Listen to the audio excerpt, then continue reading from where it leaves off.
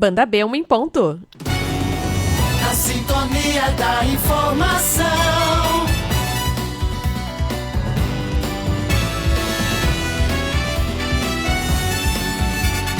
Banda B FM. A Rádio do Coração. Banda B Notícias. Eu sou Franciele Azevedo com as principais informações da última hora. Banda B Notícias. Nova movimentação de terra volta a interditar totalmente os 2 sentidos da BR-277 em Morretes. Quadrilha que usava câmeras e olheiros para proteger o tráfico é alvo de operação em Paranaguá. Projeto prevê que condenados paguem por investigações policiais aqui no Paraná. Banda B Notícias. Banda B Notícias.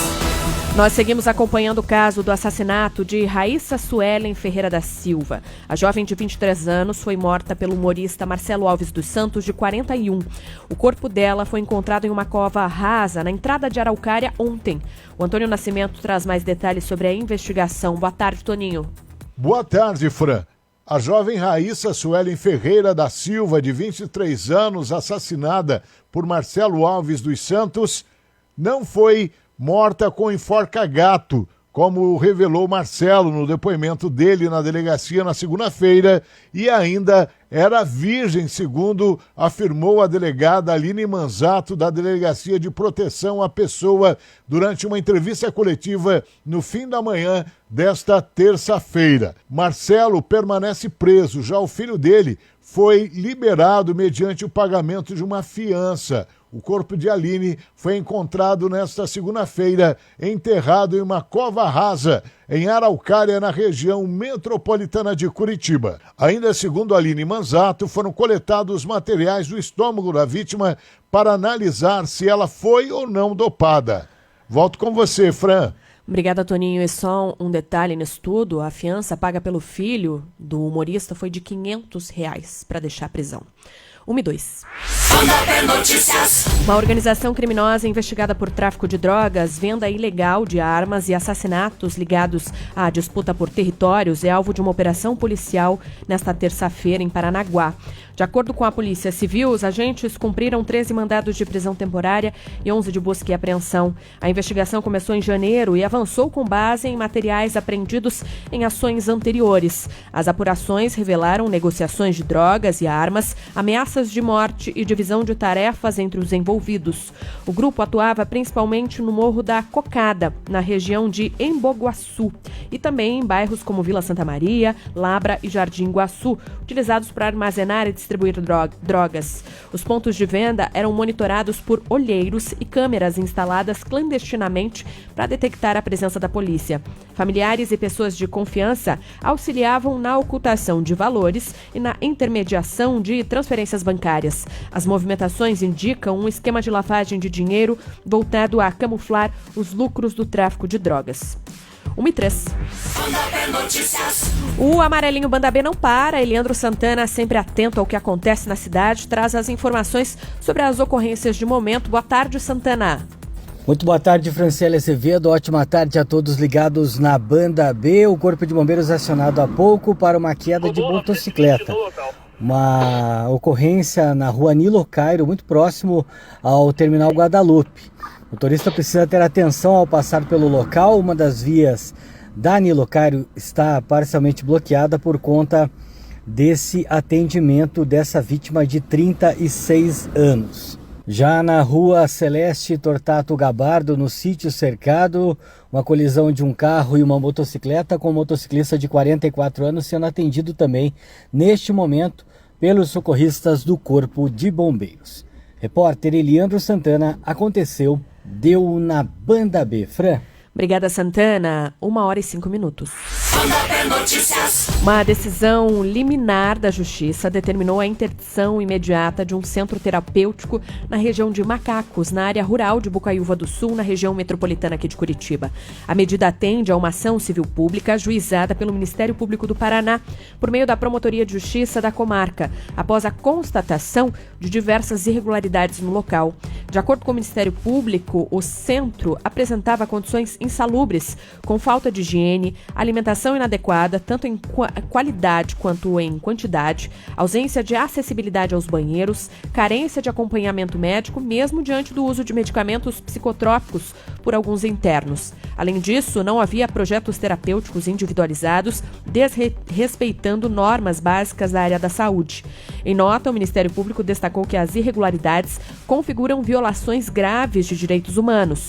Um dos pontos mais críticos apontados pelo MP é a internação involuntária de pacientes, prática que é considerada ilegal no contexto verificado. Segundo a promotoria, o centro não atendia aos requisitos exigidos por lei, nem contava com laudos médicos circunstanciados, condição obrigatória para esse tipo de acolhimento. A Justiça determinou a interrupção total das atividades do centro terapêutico e estipulou que, no prazo de 3 dias, os responsáveis promovam o retorno dos internos para as famílias ou os encaminhem à rede pública de assistência social do município.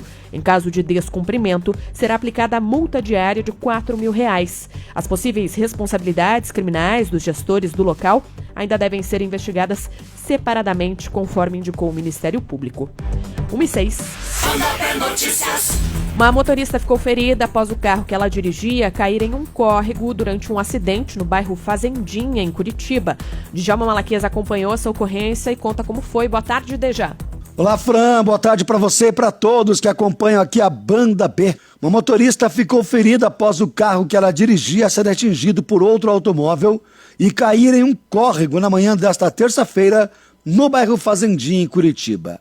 Um vídeo registrado por uma câmera de segurança mostra o momento em que a vítima tem um carro atingido por um veículo branco ao acessar o cruzamento das ruas Aristides Borsato e Professor Elevir Dionísio. A preferencial era de quem trafegava pela Aristides Borsato. A vítima foi resgatada de dentro do veículo e atendida por equipes de socorristas do SAMU e depois encaminhada ao Hospital Evangélico. 1:07.